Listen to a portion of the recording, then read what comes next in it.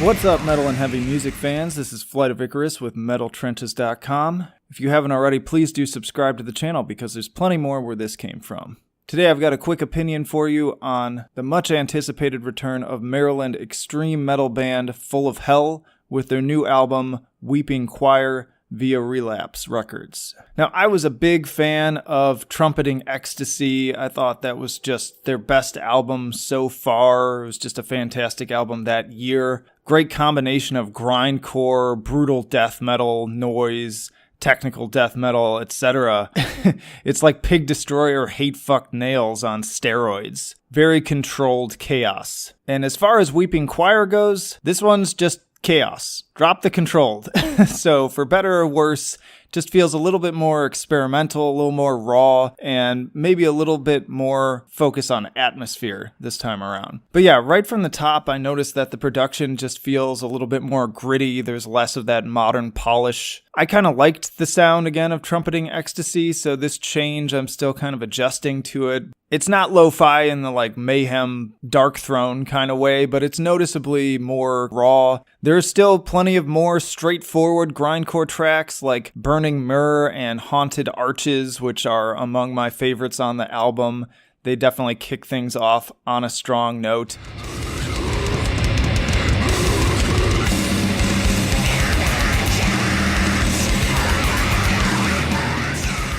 And then my personal favorite is Aria of Jeweled Tears. This is a huge standout with its frantic guitars and layering of vocals. It's really enough to give you a damn panic attack, and I especially love the like rivet gun sound that both opens and closes it. It fits perfectly in kind of the skull-piercing aesthetic.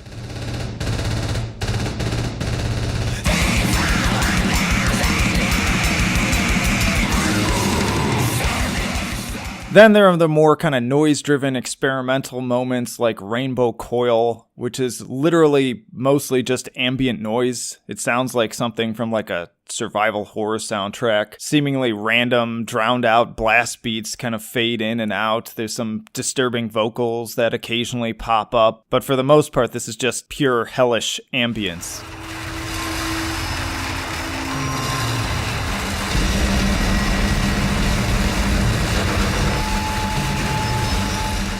Then I have to say some of the tracks are just a little bit uninteresting, like Downward and Silmaril. They just feel kind of dull and uninspired. It's like my brain knows that, yeah, this is a heavy track, but I'm not really forming any sort of organic connection to them. I'm not feeling compelled to get in motion like I was with the previous album. That rage isn't welling up inside of me like it seems like it should. And also with another single, Armory of Obsidian Glass. I do like that they toss in this kind of blackened, doomy, sludgy track to further break up the pacing, and it tries to sort of take a Primitive Man kind of approach. But once again, whereas with Primitive Man, it's so potent and engaging and emotionally resonant, but the first half of this track just feels cold and generic to me. There's nothing particularly intriguing about the chord progression they chose or the songwriting. But I will say it definitely picks up in the second half, and especially towards the end, you've got these haunting guest vocals from Lingua Ignota, who specifically said in an interview that they wanted their vocals to provide a counterpoint to all the savagery, and you get that. I like that balancing between the two of them. It ends up building to a more melodic,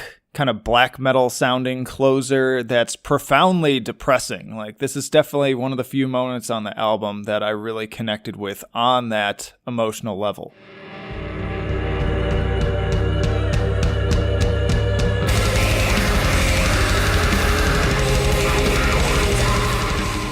So yeah, overall, this album's kind of a mixed bag. There are certain tracks that I really loved, certain tracks that I was just kind of meh. I end up giving this album an 8 for enjoyability because of that inconsistency. I gave it an 8 for musicianship. There's some cool stuff going on, but nothing particularly exciting. I think the drumming in particular can be pretty impressive in parts. And then I gave it a 7 for innovation. I mean, as far as Full of Hell goes, I feel like this is kind of a step backwards from the previous album, and also it's not doing anything particularly new in the genre. Trumpeting Ecstasy just felt like this explosion of fresh air, and this album, I just don't get that. I was really excited about it. I tried to sit on it for a while. I listened to it several times in a row. Then I let it go to the side for a while, came back to it, and my feelings just haven't changed. It's just kind of an okay album from a band that I really enjoy. So ultimately, averaging those scores out to a 7.7,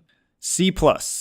You can get Trumpeting Ecstasy on May 17th, again via Relapse Records. And you can also catch Full of Hell headlining on the Weeping Caustic Torment North American Tour with Primitive Man and Genocide Pact. And that starts May 24th at the Maryland Death Fest. And I want to throw out there too that if you like this style, this album reminded me a lot of another album that I think tries to do a lot of the same things and succeeds a lot more and just does it better. And that's a little band called Dendritic Arbor that I've covered a few times on Metal Trenches before, but particularly their 2015 album Romantic Love, which you can find on Bandcamp. I will leave a link down in the description. Very similar, kind of blackened, grindy death metal. Then there's ambient moments, and it's all over the place, but it feels more aligned with Trumpeting Ecstasy in that it feels more focused. The pacing's better. It's more consistent. Like, I love listening to that album start to finish. So in the name of just offering you some other music,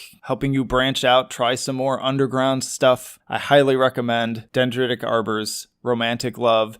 And it doesn't have to be one or the other either. Like, if you like both, you can go ahead and pick up both Weeping Choir and Romantic Love. Nobody's stopping you. But that will do it for this quick opinion. Flight of Icarus signing off. I will see you in the trenches.